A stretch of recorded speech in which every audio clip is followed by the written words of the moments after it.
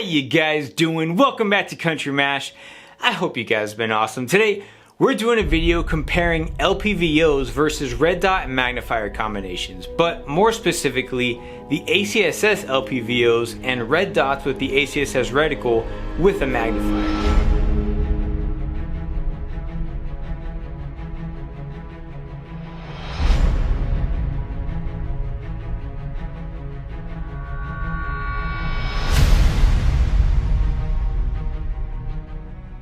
Alright, so I do a lot of reviews on the different ACSS optics, and naturally I get a ton of questions from you guys over at Facebook and on Instagram and here on YouTube asking which one you should get. Which optic is the best, which is best for you, and I don't know, because like a lot of other people will tell you, it depends on your application. So what I'm going to do in this video is briefly go over some similarities and differences between the LPVOs, or low power variable optics, such as the ACSS 1-6s and 1-8s, and the red dots out there with the ACSS reticle paired with a magnifier. Now, I have a 3-powered magnifier, but there are 6-powered magnifiers out there as well, so just kind of keep that in mind when I'm going over the other talking points a little bit later in this video, that you do have options.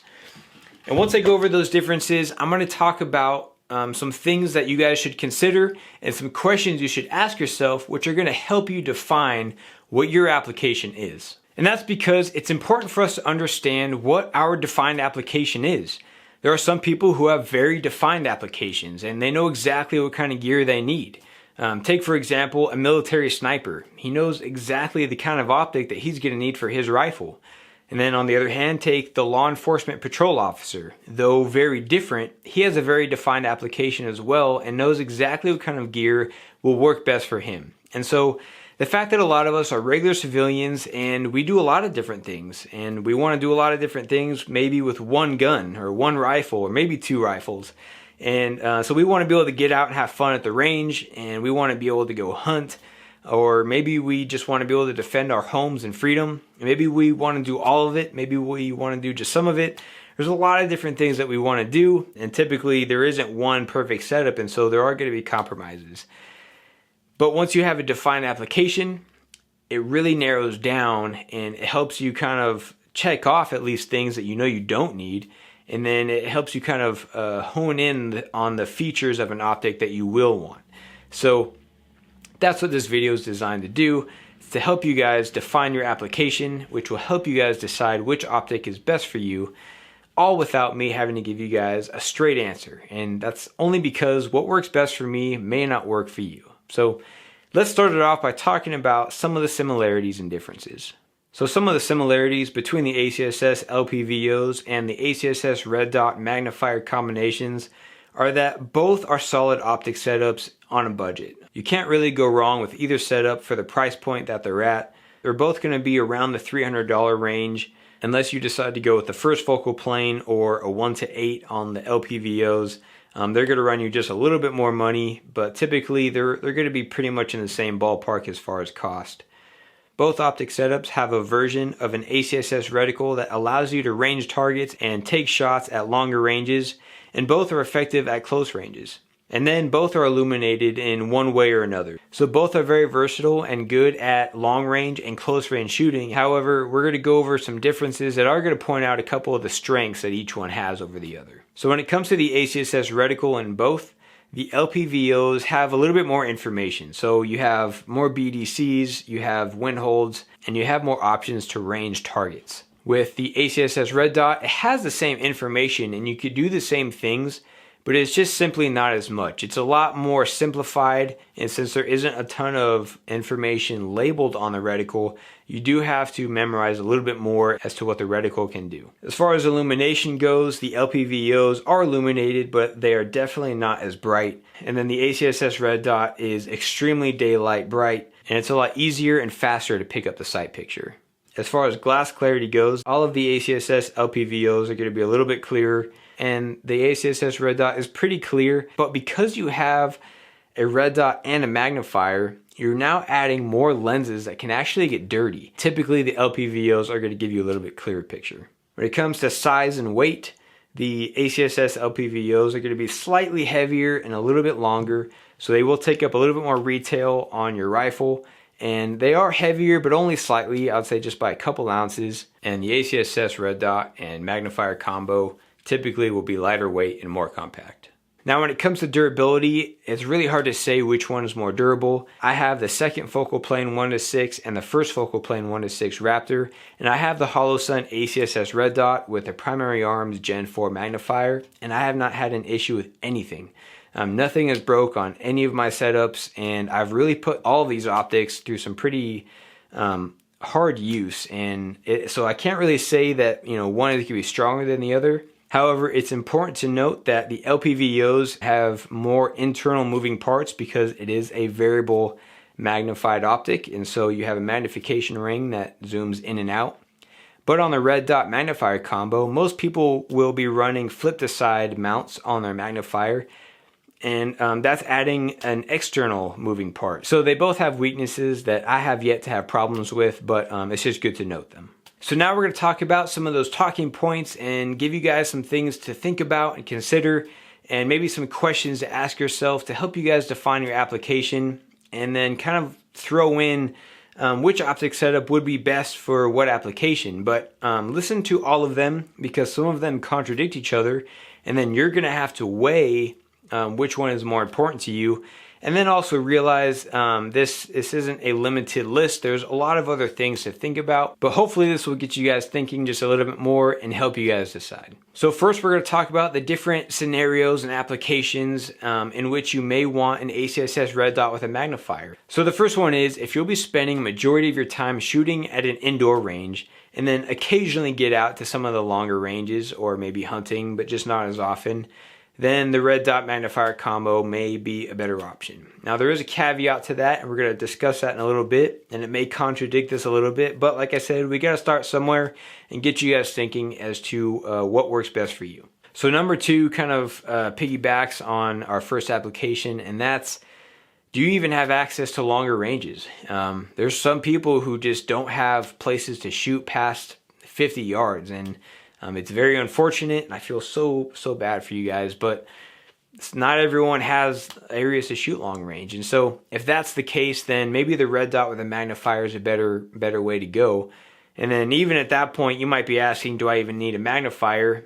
And with that, I say, because it's optional with a red dot, I say, why not? Because if you ever get the chance to shoot longer ranges, it'd be nice to have that magnifier with the ACSS red dot.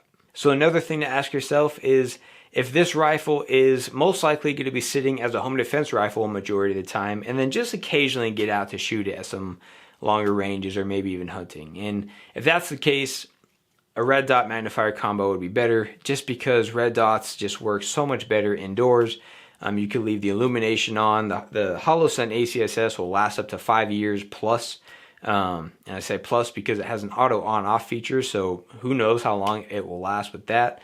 And they're lighter weight, they're easier to obtain a sight picture, and so I definitely recommend the red dot magnifier combo if it's going to be on a rifle that mainly plays a home defense role. So another thing to think about is if weight is a big concern of yours and you like shooting fast, the red dot combination, or even just a red dot at that point, is going to be the better way to go. Yeah, LPVOs have that one power and they're not that much heavier, but the red dot magnifier combo definitely has the edge when it comes to speed and weight. Now the last thing to ask yourself is, will this be going on a rifle or carbine in which you want to be actually training and timing yourself with drills and transitions between close range targets? If that's just what you're into, then obviously the red dot magnifier combination is going to be the better way to go. So now I'm going to go over some talking points in which an ACSS LPVO may be a better option for you. So I had mentioned the caveat with the red dot magnifier combination, and if you're spending majority of your time shooting at an indoor range, but if you're someone who just likes magnification and you like seeing your target up close to shoot groups at either 25, 50, or even 100 yards, and yes, there are 100-yard indoor ranges. I have one pretty local to me. I never go there, but I do have them, and they are out there.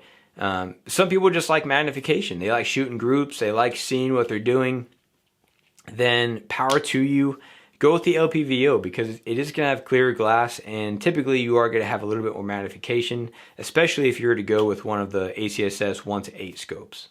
Something else to think about is that yes, the LPVO may be a little bit heavier, just a little bit, and maybe a little bit bigger, but it is more streamlined. You don't have the flip to side mount. And something I'm going to talk about in this next topic, which I guess I'll just bring it up now, is if you shoot in an area with a lot of wind. First of all, the ACSS reticle and the LPVOs have wind holds, in which the ACSS red dot does not. But on top of that, and I mentioned the external flip to side mount on the magnifier a little bit before, it can jam. Now, I haven't had it happen on me, but I've had it get pretty close. And so I was out shooting one day and it was really windy, and some of my windy, dry days, we get a ton of really fine dust or even just really coarse dust. And if it gets in that flip to side mount enough, it can, I would imagine it can bind it and it could jam from either opening or closing. So, if that's a concern, having the extra, piece that flips side to side, sometimes when you use them a lot and they're really worn, they get a lot looser and they'll just kind of flip out on their own.